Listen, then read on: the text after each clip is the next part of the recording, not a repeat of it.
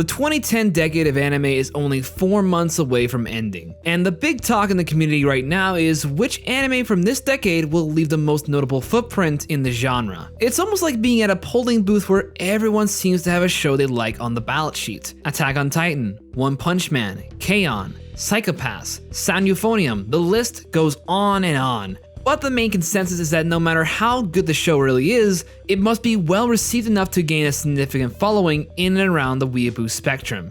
Which means shows like Rakugo Shinju or even A Place Further in the Universe will probably not make the cut. Doesn't mean they're forgettable or not worth watching. I mean, you need to at least watch those two shows. You swine. But if you ask what those shows are in a hall gathering, chances are high that no one will have heard of them. Even something as divisive as Sword Art Online can still be viewed as a decade-defining show. It brought in a whole wave of new anime for people to watch, and was partially responsible for the big isekai boom. So at least some credit is due to a series that gave inspiration to that MILF isekai airing right now. God, I wish I wasn't kidding. This conversation has been up in the air for several years now, but there is one series that has been brought up time and again, and it's only a couple years old. Whether you like this show or despise its existence, let's talk about ReCreators and figure out, is it qualified to be a modern classic?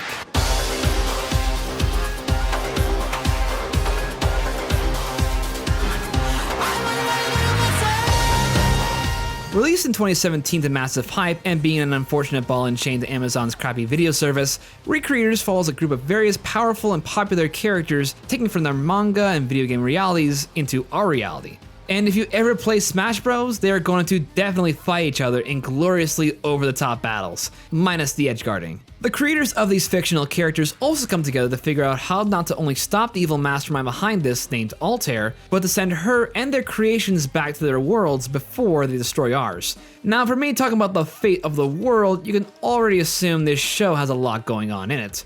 We're talking about an anime that is able to bring characters of multiple genres and stories all in one and have them duke it out in something similar to Fate Stay Night. The cast is great, the action is wildly imaginative, the music is dope as fuck, and the writing for some of the characters is really good. It's quintessential popcorn entertainment, on board with Gurren Lagann and maybe a dose of a shonen show of your choosing, which led to Jeff or Mother's Basement to release the video titled ReCreators is a classic anime in the making, despite the show only airing 6 episodes to that point. And the community did not take it that seriously. Actually, it's almost become a running meme, and as Jeff stated in the video, has placed him in a bit of scrutiny with other creators. So this video will be a way to look at the entire running of ReCreators and see if Jeff's statement holds up. Is it just a punching bag for people to take stabs at, or is there something else? Is ReCreators a modern classic? Now, ReCreators isn't based on any source material, but instead a conception from Black Lagoon creator Ray Hiro, who came up with the designs for the characters. The director for the anime series is Ai Aoki, who ironically directed Fate Zero and also the underrated gem Wandering Sun. Both are very accomplished in material that are over-the-top explosion fests, but that also have a sentimentality to them, making their union along with others from Troika work magic. Aoki's understanding of how to put together action set pieces and dynamic camera shots helps in elevating the scenes where the creations fight each other. Along with Kazi's designs for the characters, the series dabbles in every known medium of entertainment it can think of, but it never feels too out of place. That means that the costumes and drawings of different characters aren't too different or similar to others, making a fight between a fiery swordsman and a pink-haired magical girl never feel muddled or complicated. The only exceptions are the human characters or creators, who are supposed to be more like people in real life, with only a few of them having distinct features to make them at least stand out. But the characters that take the spotlight are undoubtedly the creations and their diversity in combat. Giant robots, cute magical girls, Persona 5 lookalikes, and flying old dudes with physics-breaking bullets. Again, so much ludicrousy and silliness that makes it so shocking to actually be invested in. The powers are inspired yet dazzling spectacle, and it never overshadows the other ones in relation to their scale in combat. The only one to have invincibility is our main villain Altair, but she has as well a lot that holds her back. And the resolution in how they beat her is a very good turnaround. But I'll explain more about her in a later segment. With the other characters, there is a lot to learn about, and I think the show does good enough on its own to dive into their roles in the plot. The main character, Sotami Tsushino, can be seen as a bit of a doormat character, an archetype I've complained a lot about in my isekai video. Now this may be off-brand in me saying this, but he's not that bad. Yeah, he's a bit of a wimp and a scaredy cat, but if I was put in his situation, I would be just like him. It's not like going into a fantasy world where the plot just makes him all powerful and boring. The fantasy world comes to him, and he reacts like any normal fucking person would. But he also has a contribution to the show, in that he must personally come forward to battle his past sins. And doing something like this puts him above so many other blank-faced main protagonists, if only slightly. True, he isn't complex or grandiose, but he at least has an arc to overcome and problems to make him more believable. The rest of the creators and their creations do their part in helping the main character through his dilemma, to accomplish his journey in accepting responsibility and taking action, which is the whole theme of the show. All of these creations are the creators' own makings to keep in check. They made them who they are, and if brought to our world, they could either be cool with it or do that. As such, many of the characters, especially the fictional ones, must uphold their values, even if that means some will be on the side of the villain, or neither in the case of Magani, the neutral party. Actually, Magani as a character is very entertaining in particular. She's easily the most dangerous and intelligent out of the creations, and manipulates much of the cast just for her amusement. She's like Izuya or Ihara, but, you know, as a psychopathic schoolgirl with sharp teeth. Take that as you will. I could go more into the many positives that the show has, from its awesome soundtrack to its satisfying conclusion, but this is less a why I like ReCreators video and more of an analysis. So let's look at the things that this show seems to have missed out on in the drafts. There are quite a few things that ReCreators couldn't accomplish despite a strong start, and that is most definitely its pacing. Pacing is one I always find to be the most difficult to pull off, as it requires the story to find the right rhythm to tell it. Unfortunately, while I do find the expository dialogue to be just fine on their own, it can certainly drag the episode length way too long. Meteora's lines can be an easy target for this, but I believe her part in the story is necessary since she's programmed as an NPC narrator in her world, and the show rightfully pokes fun at that. I more look at characters like Magani, who seems to love to drag their speeches out less to build character and more to fill in the gaps between action scenes. The other problem mainly has to do with a few plot holes in the story, like how the main villain became sentient to begin with, or why the destroy the world factor doesn't seem to ever come up again. They explain that their presence in constant combat is what's accelerating the world's extinction, but we never see any examples or point of view shots that escalate that desperation, aside from some computer charts. It could very well be an exaggerated end of the world scenario like a metaphorical one, but it is never explored further than that. If anything, a quick little sentence or scene can easily rectify this, but I guess then we wouldn't see more Meteora dumps, which for me, I'm totally fine with, but for everyone else, it's a little bit pretentious. And while I note that the ending is good enough on its own, I will admit the big climax at the end didn't really do much. The new creations aren't that interesting despite their slick aesthetics and one or two moments, and I wouldn't be lying if they were just added to amp up the fan service parts of the show, which, yeah, I'll have to admit that. The notes I've listed are also some of the problems that Fate Zero struggled with too, but it was alright there because this sort of stuff hasn't been done before, and with this level of writing and detail. And it was backed up with amazing moments of narrative tension that anime at that point in time weren't used to yet. ReCreators tries to pull off the same vibe, but it doesn't quite make it. Or, if you like a visual aid, yeah, like that. Now, with all these factors in mind, how does ReCreators hold up? For me, it's a great show. Great animation, unique looking character designs, tons of plot twists and memorable moments. It definitely makes up for its shortcomings. Heck, I would even say it's one of my favorite anime of all time. Just not a classic. You see, what defined the classics were not only their quality, but also their longevity and impact. That means it has to have the same sort of legacy that its predecessors had, and that will inspire other showrunners to make that next step. Akira changed how we view Japanese animation, Cowboy Bebop changed how we consumed anime, and something like Attack on Titan or Sword Art Online even changed how we view anime through streaming and the internet. ReCreators falls short because it doesn't have the makings to be a classic for people to come back and be inspired from. Those people will be more drawn to this than this. Now, this is where I should end the video, right? Well, pardon my phrasing, but I didn't say modern classic. Because the age we live in right now is integral to ReCreators of the show than probably any other anime title in the decade. And it all comes back to Altair.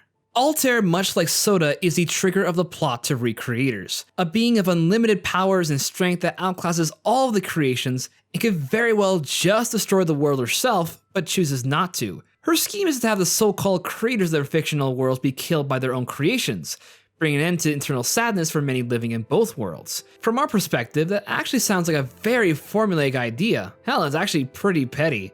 What I didn't mention though is that Altair is the added result of being the internet's own undoing. A meme. She exists as a being similar to Hatsune Miku, something that has been interpreted by many artists and users on the internet and who thrives off their constant feedback and fanfiction. In ReCreators, in order for a creation's abilities to exist, they must achieve approval from both the creator and the audience. That means it has to make sense to their character description to have a power or ability suited to their universe. Like, Celestia can't just have a magical machine gun, she must have something akin to the canon of her story. Altair has no anchor to this, and thus she can have all the power she can ever want, which means her being invulnerable, super strong, and having a bunch of swords is something commenters will not dismay. There are so many fan versions of her that her mission of destruction is given a blind eye. However, she has no love for anyone, even for the plethora of illustrators and fan artists who gave her tons of powers to begin with, because her original creator was betrayed by them. Setsuna Shimazaki wanted to show the world her creative skills as an artist, and created Altair as a means to show her fans, and even her best friend Soda, her amazing talent. But the internet is a pretty critical atmosphere, with some of her loyal fans turning against her and shouting accusations of plagiarism. As the harassment grew worse and worse, she turns to Soda as a cry for help, only for Soda to back out based on that deep jealousy of her fame and following. She later commits suicide, and in that event, her creation begins to gain all the abilities needed to get revenge. Without a guiding hand, Altair becomes unhinged, and that cynicism results in much of the major events in the anime. The heroes try everything to stop her, even creating cheap, underhanded tricks like a Deus Ex Machina to steal in a container. But her presence is just too great, and with so much influence from the viewers, she can't be stopped, until the truths are flipped upside down,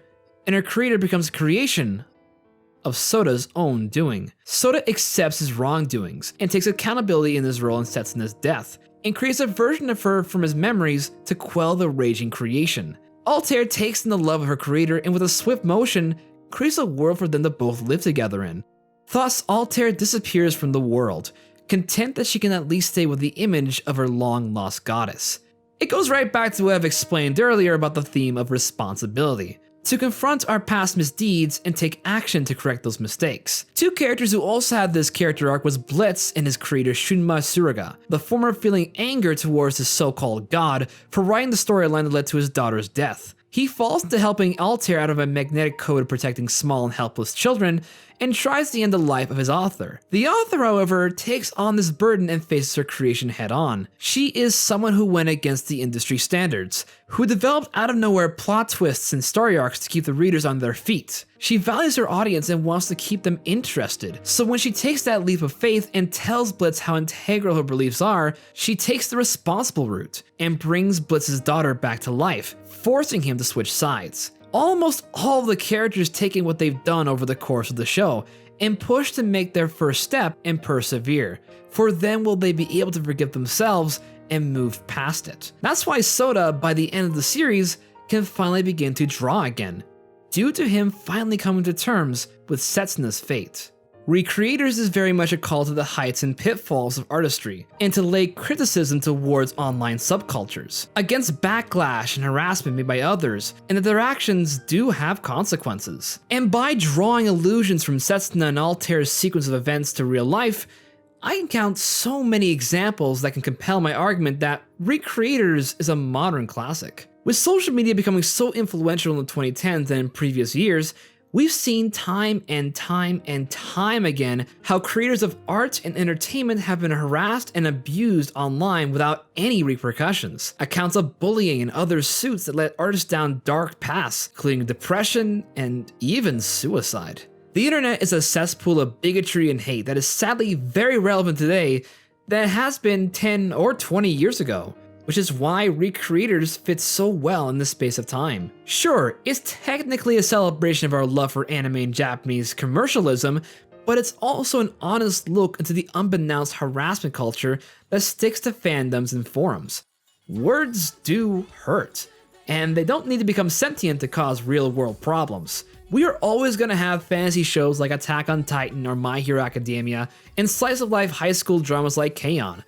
But we won't get something like ReCreators at all in the near future. Its relevance to our modern times is nothing to scoff at, and yeah, it won't be a presumed classic of the 2010s. But for me, its effect on our understanding of our evolving social culture is just as captivating. To go back to the question of, is ReCreators a modern classic?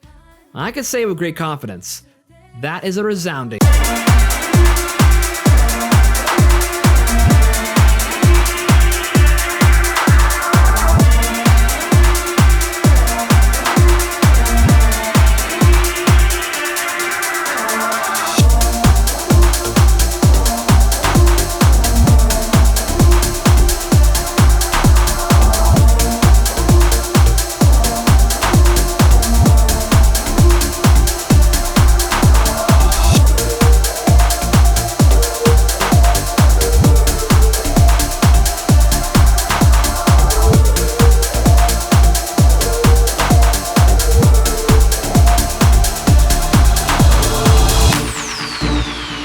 folks, and tell me what anime is your own modern classic. Comment down below, please subscribe, and hit that notification button to catch any of my uploads. It's your Brahman, in regards to creators.